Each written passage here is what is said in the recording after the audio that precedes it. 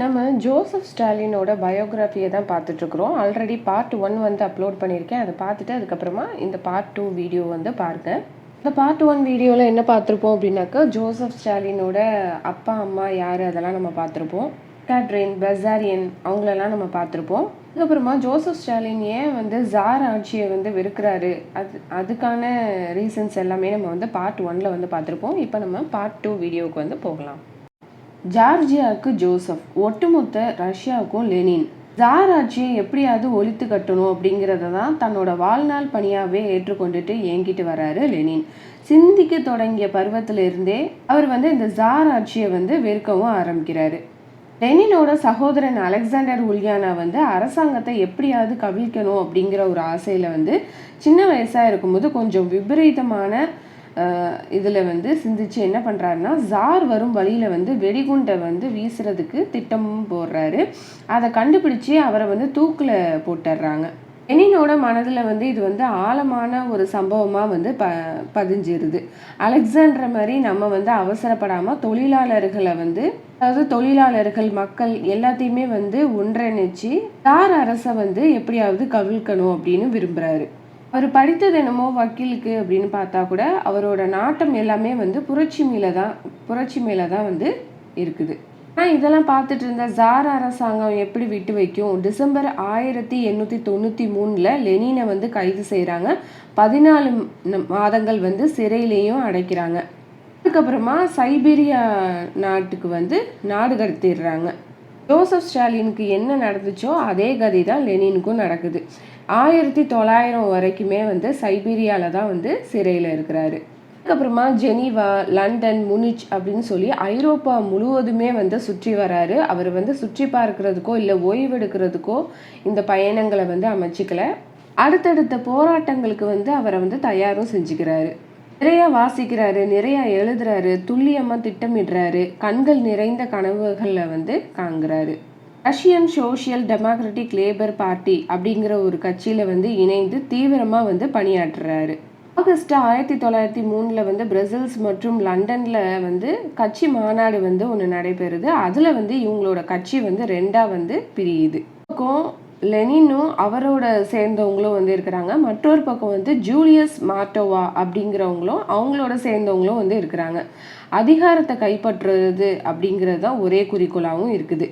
அதிகாரத்தை கைப்பற்றணும் அப்படின்னாக்கா கட்சி வளரணும். கட்சி வளரணும்னா ஆட்கள் நிறையா சேரணும். இதில் இவங்க 2 பேர்த்துக்கும் என்ன பிரச்சனை வருதுன்னா, கட்சியில் யாரை சேர்த்துக்கலாம், கட்சியில் யாரை சேர்த்து கொள்ளக்கூடாது அப்படிங்கிற மாதிரி ஒரு பிரச்சனைகள் வந்து வருது. அனுதாபிகள் அத்தனை பேரையும் நம்மளோட கட்சியில் வந்து இணைச்சிக்கிட்டோம் அப்படின்னாக்கா எந்த ஒரு பயனுமே கிடையாது. தேர்ந்தெடுக்கப்பட்ட சில தீவிர புரட்சியாளர்களை மட்டுமே சேர்த்துக்கிடணும் அப்படின்னு நினைக்கிறாரு லெனின். அப்போ தான் நம்மளால் தீர்க்கமாக போராட முடியும் அப்படின்னு வந்து நினைக்கிறாரு. அதெல்லாம் கிடையாது, யார் வேணும்னாலும் நம்மளோட கட்சியில் வந்து சேர்த்துக்கலாம், அப்போ தான் நம்மளோட கட்சி வளரும் அப்படின்னு சொல்கிறாரு ஜூலியஸ் மார்டோவா. இந்த வாக்குவாதங்கிறது வளர்ந்து கடைசியில் வேறு அணிகளாக வந்து பிரிஞ்சு நிற்கிறாங்க. லெனின் தரப்பு ஆட்களை வந்து பொல்ஷிவிக்ஸ் அப்படின்னு வந்து கூப்பிடுறாங்க. மற்றவர்களை வந்து மென்ஷிவிக்ஸ் அப்படின்னு வந்து கூப்பிடுறாங்க. இவங்க 2 பேரோட போராட்ட வழிமுறைகளும் வந்து வேறு வேறு இதில் வந்து இருக்குது. பொல்ஷிவிக்ஸ் வந்து தீவிரமான புரட்சியாளர்களாக வந்து இருக்கிறாங்க. இவங்க 2 பேருமே வந்து அவங்களுக்கு பின்னாடி வந்து ஆட்களை வந்து திரட்டுறாங்க. ஜார்ஜி பிளனாக்கோ வந்து மென்ஷிவிக்களோட வந்து சேர்ந்துக்கிறாரு. இவங்களும் வேண்டாம் அவங்களும் வேண்டாம், நான் தனியாகவே நிற்கிறேன் அப்படின்னு சொல்லி லியோன் ட்ரோனோட்ஸ்கி வந்து தனியாக வந்து இருக்கிறாரு. அதுக்கப்புறமா 1917 வந்து ஒரு புரட்சிக்கு அப்புறமா வந்து லெனினோட வந்து இணைஞ்சிக்கிறாரு. மொத்தத்தில் மெஜாரிட்டி அப்படின்னு பார்த்தோம் அப்படின்னாக்கா பொல்ஷிவிக்ஸ் தான் வந்து இருக்கிறாங்க. ஜார்ஜியாவை பொறுத்த வரைக்கும் அதிக செல்வாக்கு பெற்றவர்னு பார்த்தா ஷோர்டியானா. இவர் வந்து ஒரு மென்ஷுவிக் ஆதரவாளராக வந்து இருக்கிறாரு. இவரோட செல்வாக்கை பயன்படுத்தி ஜார்ஜியா முழுவதுமே வந்து தன்னோட பக்கத்துக்கு வந்து திருப்புறாரு. இவங்களோட கட்சி வந்து 2ஆனதுக்கப்புறம் இந்த மென்ஷுவிக்குகளும் பொல்ஷிவிக்குகளும் எதிரான இதில் வந்து தீவிரமாக வந்து பிரச்சாரம் செய்ய ஆரம்பிக்கிறாங்க. இஸ்காரா பத்திரிகை ஆசிரியர் குழுவிலிருந்து லெனின் வந்து விலகிறாரு. நம்ம என்ன செய்ய வேண்டும், அதாவது what is to be done அப்படிங்கிற ஒரு புகழ்பெற்ற நூலை வந்து லெனின் வந்து அப்போ தான் வந்து எழுதுறாரு. இது வந்து பொல்ஷிவிக்குகளோட பைபிளாகவே மாறுது இந்த நூல். இதுக்கு முன்னாடி ரஷ்யாவில் வந்து வேற எந்த ஒரு புத்தகமுமே வந்து இந்த அளவுக்கு ஒரு பரபரப்பையும் ஒரு எழுச்சியையும் வந்து ஏற்படுத்தலை. இப்போ லெனின் வந்து எந்த வழியோ அந்த வழியை தான் ஜோசப் ஸ்டாலினும் வந்து பின்பற்றுறாரு. லெனினையும் பொல்ஷிவிக்குகளையும் ஆதரிச்சு நிறைய கட்டுரைகளை வந்து எழுதுறாரு ஜோசப் ஸ்டாலின். லெனின் மீது அப்பப்போ தாக்குதல் தொடுக்கிற அந்த பிளனாக்வோவை வந்து விமர்சிக்கிறாரு. அவர் கலந்து கொள்கிற அனைத்து பொதுக்கூட்டத்திலையும் வந்து லெனினை வந்து போற்றி பேசவும் ஆரம்பிக்கிறாரு. ஜோசப் ஸ்டாலின் வந்து என்ன சொல்றாரு அப்படின்னாக்கா, இந்த மென்ஷுவிக்குகளை வந்து யாருமே வந்து பின்பற்றாதீங்க, அவங்க வழியை நீங்கள் பின்பற்றினீங்க அப்படின்னாக்கா சாமியார மாதிரி அமைதியாக தான் இருக்கணும், நமக்கு வந்து அது தேவை கிடையாது. நமக்கு தேவையானது வந்து துடிப்பு, தீரம், போராட்ட குணம், இதுதான் வந்து நமக்கு தேவை. லெனின் பின்னாடி வந்து சென்றோம் அப்படின்னா தான் அவர் வந்து நம்மளை வந்து வழி நடத்துவார் அப்படின்னு வந்து சொல்கிறாரு. ஒரு நிமிடம் கூட ஓய்வு எடுக்காம ஜோசப் ஸ்டாலின் வந்து பணியாற்றுறாரு. ஜார்ஜியா முழுவதுமே வந்து பம்பரம் போல சுழலவும் ஆரம்பிக்கிறாரு. ஒரு இடம் கூட விடாம மக்களை வந்து திரட்டி பேசவும் ஆரம்பிக்கிறாங்க. பல பகுதிகளில் வந்து கொந்தளிப்பு அலைகளும் வந்து ஏற்படுது. தொடர்ச்சியாக வேலை நிறுத்தங்கள் வந்து ஏற்படுத்துகிறாங்க. அதுலேயும் குறிப்பாக ஜனவரி 3, 1905 சென்ட் பீட்டர்ஸ்பர்க் நகர்லேருந்து கிலோ ஒர்க்ஸ் என்ற தொழிற்சாலையில் வந்து நடைபெற்ற ஒரு வேலை நிறுத்தம் வந்து ரொம்ப பிரம்மாண்டமானதுன்னே வந்து சொல்லலாம். ஏன்னா 4 தொழிலாளர்களை வந்து திடீர்னு வேலை நிறுத்தம் வந்து செஞ்சதுனால இந்த வேலை நிறுத்தத்தை வந்து தூண்டவே ஆரம்பிக்குது. இந்த வேலை நிறுத்தம் வந்து சற்று நேரத்தில் வந்து பிற பகுதிகள்லையுமே வந்து பரவ ஆரம்பிக்குது. சிறிய தொழிற்சாலை, பெரிய தொழிற்சாலை, மில்கள் போன்ற அத்தனை இடங்கள்லையுமே வந்து இது பரவ ஆரம்பிக்குது. மிக சீக்கிரத்தில் ஒரு மிக பெரும் பொது வேலை நிறுத்தமாக மாறவும் ஆரம்பிக்குது. ஜனவரி 9, 1905 சென்ட் பீட்டர்ஸ்பர்கில் வந்து அது வரைக்கும் அத்தனை பெரிய மக்களில் வந்து திரண்டதை வந்து அவங்க பார்த்ததே இல்லை. வரலாறு காணாத ஒரு கூட்டத்தை வந்து திரட்டி வரிசையாக வந்து நிற்கிறாங்க. மொத்தம் 1,40,000 பேர் வந்து கலந்துக்கிறாங்க. அத்தனை பேருமே வந்து தொழிலாளர்களும் அவங்களோட குடும்பத்தினர், அவங்களோட குழந்தைகள். இவங்க வந்து ஜாரோட அந்த குளிர்கால அரண்மனைக்கு சென்றதுக்கு அப்புறமா வந்து ரொம்பவே வந்து அமைதியாக நிற்கிறாங்க. இந்த ஊர்வலத்தை வந்து தலைமை தாங்கிவது போல முன்னாடி வந்து நிற்கிறாரு மதகுரு கோபன்.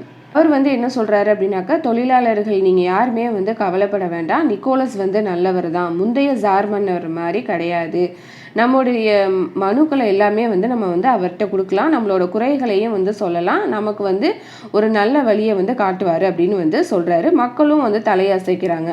மக்களுக்கு வந்து அந்த ஜார் மன்னர் நிக்கோலஸ் மீது நம்பிக்கை இருக்குதோ இல்லையோ, அந்த கோபன்கிற ஒரு பாதிரியார் மேலே வந்து நம்பிக்கை வச்சு அவங்க வந்து அவங்களோட மனுக்களை வந்து கொடுக்குறாங்க. அவங்களோட மனுவில் வந்து என்ன இருக்குதுனாக்கா, நீங்கள் வந்து எங்களை மரியாதையாக வந்து நடத்தணும், வேலை நேரத்தை வந்து குறைக்கணும், பண்ணை அடிமை முறையை வந்து மாற்றுங்க அப்படின்னு வந்து சொல்கிறாங்க. ஜார் மன்னர் வந்து நம்மளை எல்லாத்தையும் பார்க்க வருவாரா அப்படின்னு சொல்லி மக்கள் வந்து கேட்குறாங்க. நிச்சயம் வருவார், நம்ம வந்து அமைதியாக காத்திருப்போம் அப்படின்னு வந்து சொல்கிறாரு. இப்போ வந்து அந்த அரண்மனை கதவும் வந்து திறக்கப்படுது. அத்தனை தொழிலாளர்களும் வந்து உற்சாகத்தோட உள்ளேயும் போகிறாங்க.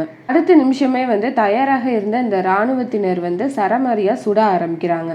யார் என்ன அப்படின்லாம் பார்க்கவே இல்லை, சுட சொல்லி உத்தரவு, அதனால சுடவும் ஆரம்பிக்கிறாங்க. சில மணி நேரத்துக்குள்ளேயே 1000க்கும் அதிகமானவர் வந்து இறந்தும் போறாங்க. ஆண்கள், பெண்கள், குழந்தைகள் அப்படின்னு அத்தனை பேரும் வந்து இறந்து போறாங்க. சென்ட் பீட்டர்ஸ் நகரங்கிறது வந்து முழுவதுமே வந்து இரத்த ஆறா மாறுது. நகரம் எங்குமே வந்து ஒரே ஒப்பாரியும் ஓலமுமா வந்து ஏற்படுது. ஒரு யுத்தம் எப்படி நடந்துச்சுன்னா எப்படி காட்சி அளிக்குமோ அதை மாதிரி வந்து ரஷ்யாவில் உள்ள அந்த அரண்மனை வாசல் வந்து காட்சியளிக்குது. மனு கொடுக்க வந்தோம் அப்படின்னாக்கா நமக்கு வந்து துப்பாக்கி சூடுதான் அப்படிங்கிறத வந்து தெரிஞ்சுக்கிறாங்க. இதில் வந்து அந்த அதிர்ச்சி அளிக்கக்கூடிய மற்றொரு விஷயம் வந்து வெளியாகுது. உண்மையிலே வந்து இந்த கோபன்கிற பாதிரியார் வந்து ஜார் மன்னரோட ஆதரவாளராக வந்து இருக்கிறாரு. வேலை நிறுத்தத்தை வந்து தொழிலாளர்கள் வந்து கைவிடணும் அப்படிங்கிறதுக்காக இந்த பாதிரியாரை வந்து உதவிக்கு வந்து தேடிக்கிறாங்க. இந்த பாதிரியாரும் வந்து நயவஞ்சகமாக பேசி இந்த தொழிலாளர்களை வந்து அரண்மனைக்கும் கூட்டிகிட்டு போயிருக்காங்க. இப்போ தான் இந்த விஷயம் வந்து இந்த மக்களுக்கு வந்து புரியவும் ஆரம்பிக்குது. ஜார் போன்ற ஒரு மிகத்தனமான அரசை வந்து இவங்களால நீதியான முறையில் வந்து நம்மளால சமாளிக்க முடியாது அப்படிங்கிறது வந்து இவங்களுக்கு தெரியவும் ஆரம்பிக்குது. இதுக்கு வந்து ஒரே ஒரு வழி தான், அது வந்து புரட்சி தான் அப்படின்னு வந்து நினைக்கிறாங்க. இந்த கலவரத்தில் வந்து தொழிலாளர்கள் கொண்டு வந்த மனு எல்லாமே வந்து குப்பைக்கு போகுது. இதில் வந்து சரித்திரத்தில் பதிவு செய்யப்பட்ட ஒரு உருக்கமான மனுவும் வந்து இருக்குது. அது என்ன அப்படின்னாக்க, ஏழ்மை என்னும் படுகொலியில், நரகத்தில் அறியாமை என்னும் சகதியில் சிக்கி திணறி கொண்டுட்டு இருக்கிறோம். எங்களுடைய குரல் வலைகள் வந்து நெரிக்கவும் படுது. எங்களுடைய பொறுமை எல்லையை கடந்துருச்சு. இந்த சகிக்க முடியாத துயரங்களை வந்து நாங்கள் பொறுக்கிறதுக்கு பதிலாக நாங்கள் சாவதே மேல் அப்படிங்கிறதுக்கு தயாராக நாங்கள் இருக்கிறோம் அப்படிங்கிற இதில் வந்து அந்த மனுவில் வந்து இருக்குது. ரஷ்ய சரித்திரத்தில் வந்து நீங்காத வடுவாக வந்து பதிந்து போன இந்த ஜனவரி 9 தினத்தை வந்து நாளில் வந்து இரத்த ஞாயிறு அப்படின்னு வந்து அழைக்கவும் ஆரம்பிக்கிறாங்க. இதெல்லாம் பார்த்துட்டு இருந்த ஜோசப் ஸ்டாலின் வந்து கொதித்து எழுறாரு. இந்த ரத்த ஞாயிறு சம்பவத்துக்கு மூலமா வந்து தனக்கான சவக்குழியை வந்து ஜார் வந்து தானாவே வந்து தோண்டிக்கிறாரு. இனிமேல் இந்த ஜார் மன்னரையும் அவரோட அரசையும் வந்து அந்த குழியில தள்ளி மண்ணை போட்டு மூடுறது தான் என்னோட முதல் வேலை அப்படின்னு வந்து ஜோசப் ஸ்டாலின் வந்து சொல்றாரு. மக்கள் வந்து கொதிச்சுட்டு இருக்கிற இந்த தருணம் தான் மிக முக்கியமானது. இந்த கோவத்தை அத்தனையும் வந்து நம்ம ஒன்று சேர்க்கணும், ஒரே அணியில வந்து நம்ம திரட்டணும். இது வந்து ஒரு சக்தியா வந்து மாறணும். அப்பதான் வந்து புரட்சி வெடிக்கும் அப்படின்னு வந்து நினைக்கிறாரு. 1905 டிசம்பர் மாதம் வந்து லெனின் தலைமையில் வந்து ஃபின்லாண்டில் பொல்ஷிவிக் கட்சி மாநாடு வந்து ஒன்று கூடுது. அதுக்கு வந்து ஜோசஃபை வந்து அழைப்பு விடுக்கிறாங்க. ஜோசப் வந்து உற்சாகத்தோட கிளம்பி போகிறாரு. அந்த ஃபின்லாண்டு போனதுக்கு அப்புறமே வந்து ஜோசப்க்கு வந்து ஒரே ஆச்சரியமாக இருக்குது. லெனினை பார்த்த உடனே அவர் என்ன நினைக்கிறாருன்னா, என்ன இவர் தான் லெனினா? இவர் வந்து கம்பீரமாக இருப்பாருன்னு நம்ம நினைச்சோமே, இத்தனை குள்ளமானவரா லெனின்? இவ்வளவு சாதாரணமாக இருக்கிறாரு. ரஷ்யா முழுவதுமே சலசலப்பு ஏற்படுத்திய வந்த தலைவர் வந்து இவர் தானா அப்படின்னு வந்து நினைக்கிறாரு. இந்த கட்சி மாநாட்டில் வந்து மக்களை வந்து எப்படி வழி நடத்தணும், உடனடியாக நம்ம வந்து செய்து முடிக்க வேண்டிய பணிகள் என்னென்ன, யாருக்கு என்ன பொறுப்பு அப்படிங்கிற விஷயத்தெல்லாம் வந்து விவாதிக்கிறாங்க. லெனின் வந்து அவரோட கருத்துக்களை வந்து தெளிவாக வந்து முன் வைக்கிறாரு. இது எல்லாத்தையுமே வந்து ஜோசப் ஸ்டாலின் வந்து நியமிக்காம பார்த்துக்கிட்டே இருக்கிறாரு. லெனின் வந்து ஜோசப் ஸ்டாலினை பார்த்து வந்து பேசவும் ஆரம்பிக்கிறாரு. ஜார்ஜியா வந்து எப்படி இருக்குது, ரெண்டு பேருமே கொஞ்ச நேரம் பேசிட்டு லெனினும் ஜோசப் ஸ்டாலினும் வந்து இதை பற்றி பேசுகிறாங்க அப்படின்னாக்கா ரஷ்யாவோட எதிர்காலத்தை பற்றி பேச ஆரம்பிக்கிறாங்க. கட்சியோட நடவடிக்கைகள் பற்றி சொல்கிறாங்க. அதுக்கப்புறமா இந்த மென்ஷுவிக்குகள் நடத்திட்டு வர்ற அந்த தாக்குதலை பற்றியும் ஜார் மன்னரை பற்றியும் பேச ஆரம்பிக்கிறாங்க. எல்லாத்துக்கும் மேலாக வந்து தன்னோட கனவுகளை எல்லாத்தையுமே வந்து சொல்கிறாரு லெனின். இந்த மாநாடு முடியுது. ஃபின்லாண்டை விட்டுட்டு வெளியேறி பீட்டர்ஸ்பர்குக்கு வந்து அவங்களோட பயணத்தை வந்து ஆரம்பிக்கிறாங்க. லெனின் வந்து ஜோசப் ஸ்டாலின்ட்ட வந்து என்ன சொல்கிறாருன்னா, உங்களுடைய கட்டுரைகளை வந்து நான் வந்து ஒன்று விடாமல் வாசிச்சுட்டு இருக்கிறேன். ஆனால் இதில் வந்து ஒரே ஒரு திருத்தம் மட்டும் இருக்குது, அதை நீங்கள் மாற்றிக்கணும் அப்படின்னு வந்து சொல்கிறாரு. அப்படியா, அது என்ன அப்படின்னு வந்து கேட்குறாரு. அவரோட பேரை வந்து நீங்கள் எப்படி எழுதுறீங்க அப்படின்னு வந்து கேட்குறாரு. அதுக்கு வந்து ஜோசப் ஸ்டாலின் வந்து என்ன சொல்கிறாரு அப்படின்னாக்கா, ஜோசப் இவான்விச் அப்படின்னு வந்து சொல்கிறாரு. இதில் வந்து ஜோசப் அப்படிங்கிறத விட கோபா அப்படின்னு அழைச்சாலும் இவருக்கு பிடிக்கும்ல, அதனால அந்த பேர்லேயும் வந்து நான் நிறையா எழுதியிருக்கிறேன் அப்படின்னு வந்து சொல்கிறாரு. இது வந்து லெனின் வந்து என்ன சொல்கிறாருன்னா, கோபாவும் நல்ல பேர் தான், ஆனால் உங்களோட எழுத்துக்களை வந்து வலிமையாக வந்து இன்னும் நீங்கள் வெளிப்படுத்தணும் அப்படின்னாக்கா அதுக்கான பேர் வந்து இது கிடையாது. உங்களை ஏன் ஸ்டாலின் அப்படின்னு அழைக்கக்கூடாது அப்படின்னு வந்து சொல்கிறாரு லெனின். ஸ்டாலின் அப்படின்னாக்கா இரும்பு மனிதர் அப்படிங்கிறதுக்கு தான் இந்த பேருக்கான அர்த்தம். இதை ஏன் நீங்கள் வந்து வைக்கக்கூடாது அப்படின்னு வந்து சொல்கிறாரு. ஜோசப் வந்து அவரோட அந்த புதிய பெயரை வந்து ஒரு முறை வந்து சொல்லி பார்க்கிறாரு. லெனின் வைத்த பேர் தான், ஆனாலும் அவருக்கு வந்து அந்த பேர் வந்து பிடிக்கல. இருந்தாலும் அந்த நிமிஷத்துல இருந்து அவரோட பேரை வந்து ஸ்டாலின் அப்படின்னு வந்து அழைக்கிறாங்க. ஜோசப் ஸ்டாலின் வந்து ஜூன் 1906 எகாட்ரினா ஸ்பென்ச் அப்படிங்கிறவங்கள வந்து கல்யாணம் செஞ்சுக்கிறாரு. இவங்க வந்து டிடி லியோ அப்படிங்கிற ஒரு கிராமத்தை சேர்ந்தவங்க. இவங்களோட சகோதரரும் ஜோசப் ஸ்டாலினும் வந்து அந்த மதகுரு பள்ளியில வந்து ஒன்றா படித்தவங்க. இவங்களோட தந்தை வந்து ரயில்வே பணியில் வந்து பணிபுரிஞ்சவங்க. இவரும் வந்து ஒரு ஜார் மன்னரோட எதிர்ப்பாளர்னே வந்து சொல்லலாம்.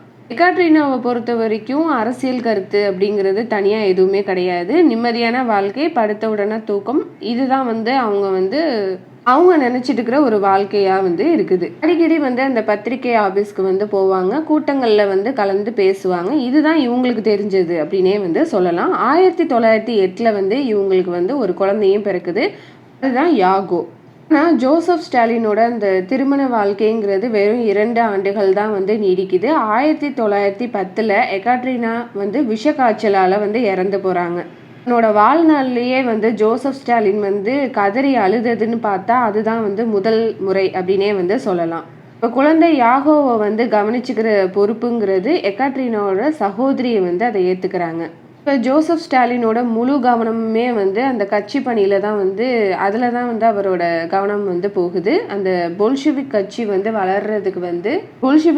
வந்து வளர்றதுக்கு உண்டான ஏற்பாடுகளை வந்து செய்கிறாரு. அந்த மென்ஷிவிக்குகள் வந்து அவ்வப்போது கொடுக்கும் அந்த தொந்தரவுகளையும் வந்து சமாளிக்கணும் அப்படின்னு வந்து நினைக்கிறாரு. அது மட்டும் இல்லாமல் தொழிலாளர்களோட பிரச்சனைகளை வந்து தீர்த்து வைக்கிறதுலேயும் வந்து முக்கியமான ஒரு பங்கை வந்து வகிக்கிறாரு. இந்த தொழிலாளர்கள்ட்ட வந்து போராட்ட குணம் கிடையாது, குரலை உயர்த்தி பேசுறதுக்கு பயப்படுறாங்க, சம்பளம் கேட்கறதுக்கு வந்து பயப்படுறாங்க. இதுக்கெல்லாம் ஒரே ஒரு தீர்வு என்ன அப்படின்னாக்கா தொழிலாளர் சங்கம் வந்து அமைக்கணும், இதுதான் வந்து ஒரே வழி அப்படின்னு வந்து நினைக்கிறாரு. யாருக்கு எப்படி சொன்னா புரியுமோ அப்படி வந்து பேசவும் ஆரம்பிக்கிறாரு பொதுக்கூட்டங்கள்ல. அதுக்கப்புறமா அனல் பறக்கும் எழுத்துக்கள் மூலமா அவருடைய கட்டுரைகளை வந்து வெளியிடுறாரு. 1908 மார்ச் 25 வந்து ஜோசப் ஸ்டாலினை வந்து கைது செய்கிறாங்க. இந்த முறை வந்து பைலோ சிறைக்கு வந்து சிறையில் வந்து அடைக்கிறாங்க. முன்னாடி சென்ற சிறை மாதிரி இந்த சிறை வந்து கிடையாது. இந்த சிறையில் வந்து அடைச்சிட்டாங்க அப்படின்னாக்கா இவங்களுக்கு வந்து தூக்கு தண்டனை பெற்ற கைதிகள் எல்லாருமே வந்து இந்த சிறையில தான் வந்து அடைப்பாங்க. அதுல இருந்து அந்த சிறையில அடைக்கப்பட்ட இருந்த ஒரு 1.5 ஆண்டுகளுக்கு அப்புறமா வந்து சால்வோஹோஜ் அப்படிங்கிற ஒரு இடத்துக்கு வந்து ஜோசப் ஸ்டாலினை வந்து நாடு கடத்தவும் படுறாரு. இது நடந்த சம்பவத்துக்கு அப்புறமா ஒரு 4 மாசத்துக்கு அப்புறமா வந்து பீட்டர்ஸ்பர்குக்கு வந்து தப்பிச்சு செல்றாரு ஜோசப் ஸ்டாலின். ஜோசப் ஸ்டாலினை வந்து சிறையில் இருக்கும்போது அந்த ரஷ்யாவில் வந்து நிறைய மாற்றங்கள் வந்து ஏற்படுது. குறிப்பாக 2 விஷயங்கள் வந்து அவரால் ஜீரணிக்க முடியாமல் ஒரு 2 விஷயங்கள் வந்து நடக்குது. ஒன்று என்னன்னாக்கா அந்த கட்சி உறுப்பினர்களோட எண்ணிக்கைங்கிறது ரொம்பவே வந்து ஒரு சரிவு வந்து ஏற்படுத்தியிருக்கு. இன்னொரு விஷயம் என்னன்னாக்கா இவர் எழுதிட்டு இருந்த த பேக் இன் ஸ்கை ப்ரோலோட்ரி அப்படிங்கிற பத்திரிகையும் வந்து நின்றுச்சு.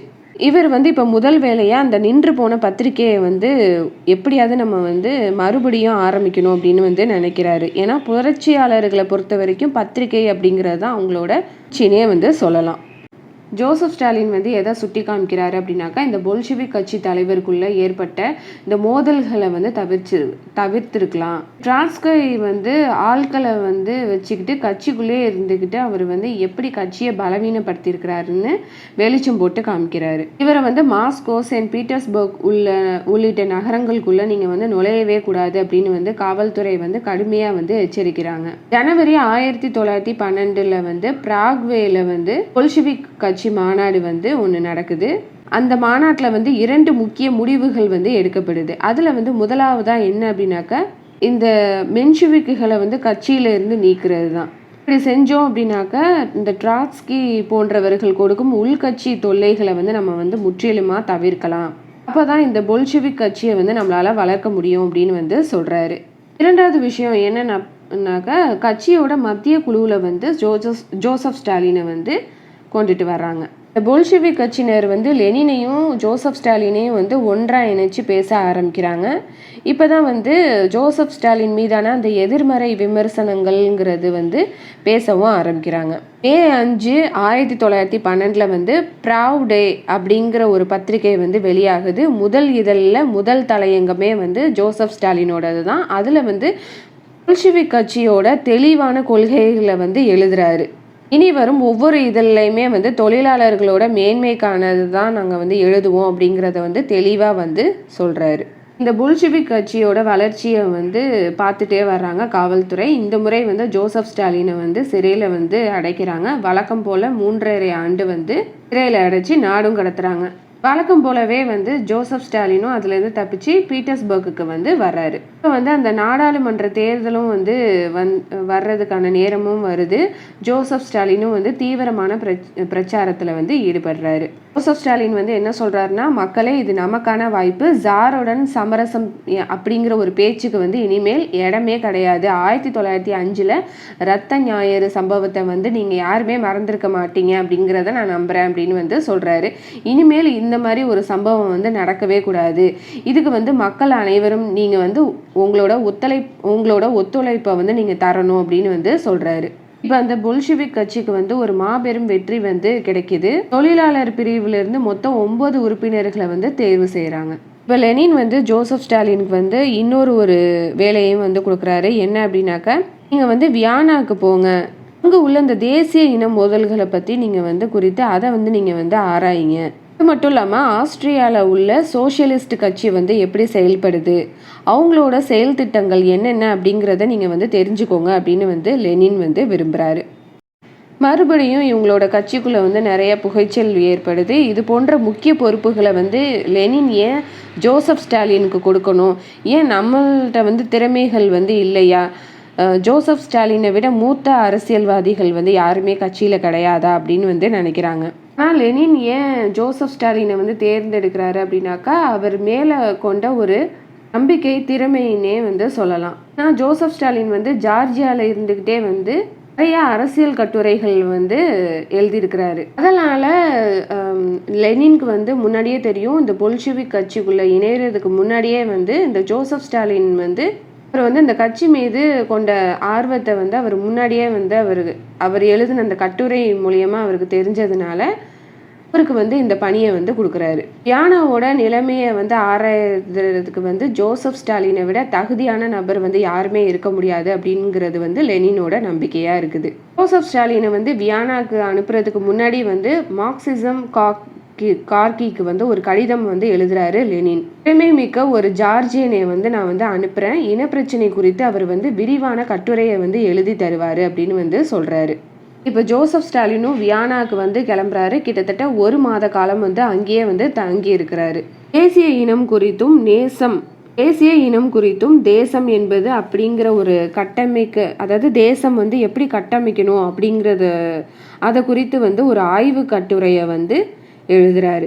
இதன் மூலமா வந்து ஜோசப் ஸ்டாலின் வந்து பல நண்பர்களையும் பல எதிரிகளையும் வந்து சம்பாதிக்க ஆரம்பிக்கிறாரு. இப்போ இந்த ஜோசப் ஸ்டாலினை வந்து எப்படி சமாளிக்கிறதுங்கிறதே வந்து காவல்துறைக்கு வந்து ஒரு சவாலாக வந்து இருக்குது. எத்தனை முறை தான் நம்ம வந்து சிறையில் அடைக்கிறது, எத்தனை முறை தான் நாடு கடத்துறது, ஒவ்வொரு முறையுமே வந்து தப்பிச்சிடுறாரு, எத்தனை பாதுகாப்பு ஏற்பாடுகள் இருந்தாலுமே வந்து அதுலேருந்து தப்பிச்சிடுறாரு, இனிமேல் என்ன தான் செய்கிறது அப்படின்னு காவல்துறை தரப்பில் வந்து யோசிக்கிறாங்க.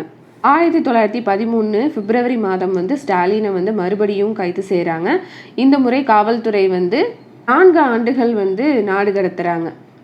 இந்த முறை வந்து சைபீரியாவில் உள்ள டுர்கான்ஸ் அப்படிங்கிற ஒரு பனிப்பிரதேசத்துக்கு வந்து நாடு கடத்துறாங்க. இருப்பதிலேயே கொடுமையான பகுதினே வந்து சொல்லலாம். மனிதர்களால் வாழ முடியாத ஒரு பிரதேசம் அப்படின்னே வந்து சொல்லலாம். கண்ணு கெட்டிய தூரம் வரையுமே வந்து பனி படர்ந்திருக்கும், கொஞ்சமுமே வந்து பனி வந்து அகலாது. இந்த பிரதேசத்துக்கு உள்ள நுழைஞ்சவங்க வந்து பலர் வந்து செத்தும் அடைஞ்சிருக்கிறாங்க அப்படிங்கிறது வந்து ஒரு தெளிவான ஒரு இது. நண்பர்கள் அனுப்பின ஒரு கதகதப்பான ஆடைகளையும் புத்தகங்களையும் வச்சு அவரோட காலத்தை வந்து ஓட்டுறாரு ஜோசப் ஸ்டாலின்.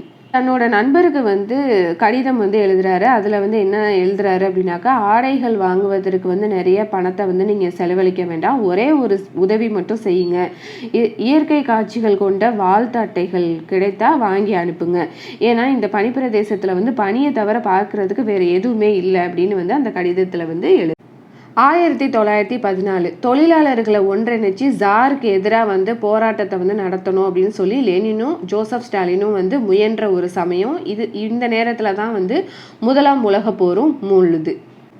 உற்பத்தியாகும் அந்த பொருட்களை வந்து குவிக்கிறதுக்கு வந்து ஒரு புதிய சந்தையை வந்து தேடணும், பிற நாட்டோட வளங்களை வந்து கொள்ளையடிக்கணும், புதிய காலனிகளை வந்து உருவாக்கி கொள்ளணும். இதுதான் வந்து போர் வெடிக்கிறதுக்கான காரணம் அப்படின்னே வந்து சொல்லலாம்.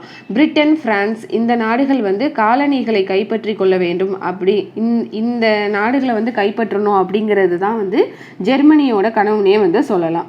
அது மட்டும் இல்லாமல் ரஷ்யா, உக்ரைன், போலாண்டு இந்த நாடுகளையும் வந்து கைப்பற்றணும் அப்படிங்கிறது தான் இவங்களோட கனவாக வந்து இருக்குது ஜெர்மனிக்கு. பிரிட்டன் வந்து போரில் குதித்ததற்கான காரணம்னு பார்த்தா ஜெர்மனினே சொல்லலாம். ஏன்னா தொழில் ரீதியாக வந்து ஜெர்மனி வந்து முன்னேறிட்டே வராங்க. இதை பார்க்க சகிக்க முடியாத பிரிட்டனும் வந்து இதில் வந்து ஈடுபடுறாங்க. வல்லரசு நாடாக வந்து 1 அல்லது 2 நாடுகள் வந்து இருந்தால் தான் அதுக்கு வந்து மரியாதை. ஆளுக்காளு வல்லரசு நாடாக இருந்தாங்க அப்படின்னாக்கா அது வந்து போரில் தான் போய் முடியும். அதே மாதிரி பிரான்ஸுக்கும் வந்து ஒரு கனவு இருக்குது. ஜெர்மனிகிட்ட இருந்து சில பிரதேசங்களை வந்து எப்படியாவது அபகரிக்கணும் அப்படின்னு வந்து நினைக்கிறாங்க. இதெல்லாம் பார்த்துட்டு இருக்கிற ஜார் வந்து சும்மா இருப்பாரா? அவர் வந்து என்ன சொல்கிறாருன்னா, மக்களே, எனக்கு வந்து பெரிய ஆசையெல்லாம் எதுவும் கிடையாது, ரஷ்யாவை நிர்வகிக்கிறதே வந்து போதும்னு இருக்குது, இருந்தாலும் எல்லாருமே வந்து போரில் குதிச்சுட்டாங்க, இனிமேல் நான் மட்டும் சும்மா இருக்க முடியாது. இவங்களுக்கு வந்து எந்த ஒரு எதிர்பார்ப்பும் இல்லை. துருக்கி, அதுக்கப்புறம் வந்து கான்ஸ்டன்டினோப்பிள், அதாவது தற்போது உள்ள அந்த இஸ்தான்புல், அதுக்கப்புறமா அதுக்கப்புறம் டார்டலஸ் அப்படிங்கிற ஒரு நீர் பகுதியும், அது மட்டும் இல்லாமல் ஆஸ்திரேலியா ஹங்கேரி பிடியில் இருக்கிற ரஷ்யாவையும் கைப்பற்றிட்டேன் அப்படின்னாக்க அது போதும் அப்படின்னு வந்து சொல்கிறாரு. இப்போ வந்து ரஷ்யாவும் வந்து அந்த போரில் வந்து ஈடுபடுறாங்க. ரஷ்யா, பிரிட்டன், பிரான்ஸ் இவங்க 3 பேரும் வந்து ஒரு அணி. மறுபுறம் பார்த்தாக்க ஜெர்மனி, ஆஸ்திரியா ஹங்கேரி, அதுக்கப்புறமா இட்டாலி. போர் தொடங்கிய கொஞ்ச நாட்களில் வந்து இட்டாலியும் வந்து ரஷ்யாவுடன் வந்து இணைஞ்சுக்கிறாங்க. அமெரிக்காவும் ஜப்பானும் வந்து பின்வரும் நாட்களில் வந்து சேர்ந்துக்கிறாங்க. 1914 ஆகஸ்ட் 1 வந்து ரஷ்யா வந்து ஜெர்மனி மீது வந்து போர் தொடுக்கிறாங்க. அதுக்கப்புறம் ஒவ்வொரு நாடா வந்து களத்துல வந்து இறங்குறாங்க. உலகையே அச்சத்துடன் திரும்பி பார்க்க வைத்த ஒரு மகா யுத்தம் அப்படின்னே வந்து சொல்லலாம். இந்த முதலாம் உலக போரை வந்து வெளிப்படையா கண்டித்த ஒரே கட்சி அப்படின்னு பார்த்தாக்கா இந்த பொல்ஷிவிக் கட்சி மட்டும்தான். ரஷ்யா வந்து இந்த போர்ல வந்து குதிச்சதை வந்து கடுமையா எதிர்த்து பேசுறாரு லெனின். மக்கள்கிட்ட வந்து தீவிரமா வந்து பிரச்சாரத்தை வந்து செய்யறாரு. கூடவே வந்து ஒரு திட்டத்தையும் வந்து ஒரு அருமையான திட்டத்தையும் வந்து முன்வைக்கிறாரு. அவர் வந்து என்ன சொல்றாரு அப்படின்னாக்கா, ரஷ்ய மக்களே, நமக்கும் இதற்கும் வந்து எந்த ஒரு தொடர்புமே கிடையாது. போர்னால வர்ற பாதிப்புன்னு பார்த்தா மக்களாகிய நமக்கு தான். ஏன்னா ஒரு போரை நடத்தணும்னா வந்து சும்மா கிடையாது. இன்றைய சூழல்ல வந்து அதிநவீன ஆயுதங்கள் இருந்தா மட்டும்தான் நம்மளால போரிட முடியும். இந்த ஆயுதங்கள் எல்லாம் வாங்கணும் அப்படின்னாக்கா ஜாருக்கு வந்து எவ்வளவு பணம் வந்து தேவைப்படும்னு உங்களுக்கு தெரியுமா? இதனால அவர் வந்து அரசு கஜானாவை வந்து அவர் வந்து காலி செஞ்சிருவாரு. அப்ப மக்கள் அளிக்கும் வரி பணத்துல இருந்து தான் இந்த போரை வந்து அவர் வந்து தொடர்றாரு. இந்த போருக்காக நிறைய கடன் வந்து வாங்குறாரு. ஆனா இந்த போரை வந்து நம்மளால நிறுத்த முடியாது. அதற்கான அதிகாரம் வந்து நம்மள்ட்ட கிடையாது. ஆனா இந்த போர் மூலியமா நமக்கு தேவையான அந்த சாதகமானதை வந்து நமக்கு தேவையானதை நம்மளால செஞ்சுக்க முடியும். இந்த போரை வச்சு ஜார் மன்னர் வந்து இந்த ரஷ்யாவை வந்து கடனாளியா வந்து ஆக்குறாரோ அதே போரை வச்சே நம்ம வந்து இவரை வந்து ஜார் மன்னரை வந்து நம்மளால அகற்ற முடியும் அப்படின்னு வந்து சொல்றாரு. அதற்கான ஒரு தருணம் தான் வந்து லெனின் வந்து சொல்றாரு. இப்ப வந்து தொழிலாளர்கள், விவசாயிகள், இளைஞர்கள், முதியோர், ஆண்கள், பெண்கள் அத்தனை பேருமே வந்து இந்த போராட்டத்துல வந்து கலந்துக்கிறாங்க. ஜார் மன்னர் வந்து பிற நாட்டோட போர்ல வந்து ஈடுபட்டு இருக்கிற அதே நேரத்துல வந்து அவரோட அந்த உள்நாட்டிலையும் வந்து போர் வந்து ஆரம்பிக்குது. ஜார் தொடுக்கும் இந்த போர் வந்து நியாயமே இல்லாத ஒரு போர். நாடு பிடிக்கும் ஆசையில வந்து அவர் இப்படிலாம் வந்து போர் புரிகிறாரு. நாம தொடுக்கிற போர் வந்து சமூக நீதியை காக்கும் போர். இது வந்து உங்களுக்கான போர் அப்படின்னு வந்து லெனின் வந்து சொல்றாரு. வந்து போர்க்காலமும் வந்து முடியுது. ஒரு வழியா யுத்தத்தை எதிர்த்த பொல்ஷிவிக்குகளை வந்து காவல்துறை வந்து எதிர்க்கிறாங்க. அவங்களோட கட்சி அலுவலகங்களை எல்லாத்தையுமே வந்து சோதனையிடுறாங்க. அந்த புரட்சிகர பத்திரிகைகளுக்கு வந்து தடையும் விதிக்கிறாங்க. உள்ள அந்த கட்சி ஆதரவாளர்கள், தொண்டர்கள் அவங்கள வந்து அடிச்சு உதைக்கிறாங்க. போர் பற்றியோ இல்லை ஜார் பற்றியோ வந்து திறந்த வெளியில பேசினாங்க, விவாதிச்சாங்க அப்படின்னாக்கா அவங்கள எல்லாத்தையுமே வந்து சிறையில அடைக்கிறாங்க. அதே நேரத்துல போர் முனையில வந்து ரஷ்யா வந்து கடும் தோல்வியை வந்து சந்திக்கிறாங்க. ரஷ்யாவில் வந்து பலத்த சேதம் வந்து ஏற்படுது. அது மட்டும் இல்லாமல் அங்கே உள்ள வீரர்களுக்கு வந்து தேவையான வசதி எதுவுமே வந்து ஜார் மன்னர் வந்து அவங்களுக்கு வந்து கொடுக்கல. வந்து உணவோ இல்லை மருந்தோ மாத்திரையோ இல்லை அந்த கடும் குளிரை வந்து தாங்கிக்கக்கூடிய கம்பளி ஆடைகள் வந்து இல்லாமல் இருக்கிறாங்க. தேவையற்ற இந்த போருக்காக இத்தனை பேர் வந்து அநியாயமாக உயிர் இழக்கணுமா வந்து இராணுவம் வந்து தன்னிச்சையாக வந்து சிந்திக்க ஆரம்பிக்கிறாங்க. இந்த தருணத்தை தான் மிக சரியாக பயன்படுத்திக்கிறாங்க பொல்ஷிவிக் கட்சி. புரட்சிகர குழுவில் வந்து இணைஞ்சு கொள்றதுக்கு வந்து கப்பற்படையினரும் வந்து இராணுவத்தினரும் வந்து இந்த பொல்ஷிவிக் கட்சியினர் வந்து வரவேற்கிறாங்க. வந்து இந்த ஜார் மன்னர் அறிவிக்கிற அந்த உத்தரவுகளை வந்து உதாசீனப்படுத்த ஆரம்பிக்கிறாங்க ரஷ்ய இராணுவம். ஜார் ஆட்சியோட சரிவினே வந்து சொல்லலாம். ஜார் அரசு சரிந்து கொண்டிருக்கிற அதே நேரத்தில் வந்து ரஷ்யாவும் வேகமாக வந்து சரிஞ்சிட்டு இருக்கிறாங்க. தொழிற்சாலைகளில் வந்து யாருமே இல்லை, உற்பத்தி இல்லை, விளைச்சல் இல்லை, உணவுப் பொருட்கள் எதுவுமே இல்லை. வறுமையில் வந்து வாடிக்கொண்டுட்டு இருக்கிறாங்க பல லட்சக்கணக்கான இளைஞர்கள். கட்டாயமாக வந்து இவங்களை வந்து இராணுவ பணிக்காக அந்த போர் முனைக்கு வந்து அழைத்து செல்லலாம் அப்படின்னு வந்து அவங்கள வந்து கூப்பிடுறாங்க. மொத்தத்தில் ஜாருக்கு எதிராக வந்து ஒரு மாபெரும் சக்தி வந்து திரண்டது அந்த நேரம் தான் சொல்லலாம். இந்த நேரத்தில் தான் ஜோசப் ஸ்டாலினை வந்து நாடும் கடத்தப்படுறாரு. ரஷ்யாவில் ஏற்படுற மாற்றங்களை வந்து உன்னிப்பாக வந்து கவனிச்சுக்கிட்டே இருக்கிறாரு. லெனினுடனான அந்த கடித போக்குவரத்துங்கிறது தொடர்ந்துக்கிட்டே இருக்குது. ஜனவரி 1917 பெட்ரோகிரேட், மாஸ்கோ, பாகு உள்ளிட்ட முக்கிய நகரங்களில் வந்து மாபெரும் வேலை நிறுத்த போராட்டங்கள் வந்து தொடங்கவும் ஆரம்பிக்குது. பெட்ரோகிரேட்ல வந்து தொழிலாளர்களோடு சேர்ந்து இராணுவத்தினரும் வந்து அணி திரண்டு வர்றாங்க. எல்லா போராட்டங்களையுமே வந்து ஒன்றிணைச்சு தலைமை தாங்கி நடத்திட்டு வர்றாங்க இந்த பொல்ஷிவிக் கட்சி. இந்த போராடுற இந்த தொழிலாளர்களுக்கு ஆதரவாக வந்து பெண்கள் கும்பலும் வந்து இந்த கோஷத்தில் வந்து படுறாங்க. ஒட்டுமொத்த உழைக்கும் வர்க்கமும் வந்து இந்த போராட்டத்தில் வந்து குதிக்கிறாங்க. இந்த ஜாரோட குளிர்கால அரண்மனையை வந்து வெடித்து சிதறும் அளவுக்கு வந்து கோஷங்களை வந்து எழுப்புறாங்க. ஜார் ஒலிக அப்படின்னு சொல்லி அவங்களோட கோஷத்தை வந்து ஆரம்பிக்கிறாங்க. தன்னோட வாழ்நாளில் இப்படி ஒரு பலமான கோஷத்தை வந்து ஜார் மன்னர் வந்து கேட்டதே இல்லை. ஏற்கனவே போர் முனையில வந்து இழப்பு வந்து நேரிட்டு இருக்கு. அதுல வந்து அவமானம், உள்நாட்டு பிரச்சனை வேற, இது எல்லாமே வந்து ஜார் மன்னருக்கு வந்து எரிச்சலை வந்து தந்து அத்தனை பேரையுமே வந்து அடித்து நொறுக்குங்க அப்படின்னு வந்து கட்டளையிடுறாரு. 11 ஆயுத எழுச்சி வந்து வெடிக்குது. எதிரி தேசங்களோடு எப்படிப்பட்ட ஒரு போர்ல வந்து ஈடுபட்டாங்களோ அதை விட தீவிரமா, அதை விட உக்கிரமா வந்து ரஷ்யர்களுடன் வந்து போரிட ஆரம்பிக்குது இந்த இராணுவம். இந்த இராணுவம் வந்து மிரட்டுறாங்க, தாக்குறாங்க, துப்பாக்கி சூடு வந்து நடத்துறாங்க. ஆனாலும் வந்து கூட்டம் வந்து கலையவே இல்லை, மாறா வலுவடைஞ்சு கொண்டே போகுது. என்னதான் இவங்களை வந்து செய்யறது அப்படின்னு சொல்லிட்டு தெய்வதாட்சணமே பார்க்காம வந்து சுட்டு தள்ளுங்க அப்படின்னு வந்து சொல்றாரு. ஆனால் வந்து இந்த காட்டு மிராண்டைத்தனமான ஒரு உத்தரவை வந்து நம்ம நிறைவேற்றணுமா அப்படின்னு வந்து இராணுவம் வந்து இதை வந்து செய்யாமல் இருக்கிறாங்க. உள்நாட்டில் நடக்கிற இந்த போர் வந்து நியாயமே இல்லாதது அப்படின்னு வந்து நினைக்கிறாங்க.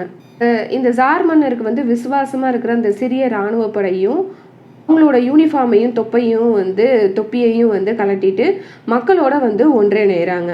ஒட்டுமொத்த ரஷ்யாவும் தெருவில் இறங்கி போராட ஆரம்பிக்கிறாங்க. ஜார் ஒலிக அப்படின்னு வந்து சொல்கிறாங்க. இப்போ வந்து ஜார் மன்னர் அந்த 2ஆம் நிக்கோலஸ் வந்து அரண்மனை பின்புறத்தில் வந்து ஒளிஞ்சுக்கிறாரு. பிப்ரவரி 27 பீட்ரோகிரேட்ல வந்து பொல்ஷிவிக் கட்சி வந்து தன்னோட அறிக்கையை வந்து சத்தம் போட்டு வாசிக்கிறாங்க. ரஷ்ய மக்களே, இந்த ஜார் ஆட்சி காலம் வந்து முடிஞ்சிருச்சு. மக்கள் எழுச்சிக்கு வந்து ஒரு மாபெரும் வெற்றி வந்து கிடைச்சிருச்சு. கூடிய சீக்கிரத்தில் புதிய புரட்சிகர அரசு வந்து தீர்மானிக்கப்படும் அப்படின்னு வந்து சொல்கிறாங்க. இந்த நேரத்தில் வந்து இராணுவத்திட்ட இருந்து தப்பிச்ச அந்த லெனின் வந்து சுவிட்சர்லாண்டில் வந்து இருக்கிறாரு. ஸ்டாலின் வந்து சிறையில் இருக்கிறாரு. பென்ஷிவிக்குகள் வந்து இந்த வாய்ப்பை வந்து தங்களுக்கு சாதகமாக வந்து பயன்படுத்திக்கிறாங்க. பிற புரட்சிகர இயக்கங்களோட இணைஞ்சு சோவியத்தை வந்து கைப்பற்றுறாங்க. இதோடு அவங்க வந்து நிறுத்தியிருந்தா கூட பரவாயில்ல. ஜார் மன்னர் சுட்டி காட்டிய அந்த இளவரசர் லீவோவ்ட்ட வந்து ஒப்படைக்கிறாங்க. இது வந்து ஒரு ரகசிய ஒப்பந்தமாகவே வந்து இருக்குது. மார்ச் 1917 தண்டனை காலம் முடிந்து பீட்ரோகிரேடு திரும்புகிறாரு ஜோசப் ஸ்டாலின். இந்த ஜார் ஆட்சி முறை வந்து சரிந்துச்சு அப்படின்னு கேட்டதை நினச்சி வந்து ரொம்பவே வந்து மகிழ்ச்சி அடைகிறாரு. ஆனால் என்ன அப்படின்னாக்கா, இந்த மென்ஷிவிக்குகளை வந்து இவங்களோட ஆட்டத்தையும் நம்ம வந்து முடிவுக்கு கொண்டுட்டு வரணும். அதனால் இன்னும் வந்து நம்மளோட பணி வந்து இன்னும் முடியலை, இனிமேல் தான் வந்து தொடங்க போகுது அப்படின்னு வந்து நினைக்கிறாரு. இதோட இந்த பார்ட் 2 வீடியோவை வந்து நான் இங்கே வந்து முடிக்கிறேன். இதுக்கப்புறம் பார்ட் 3 வீடியோ வந்து அடுத்து வந்து நான் அப்லோட் பண்ணுறேன்.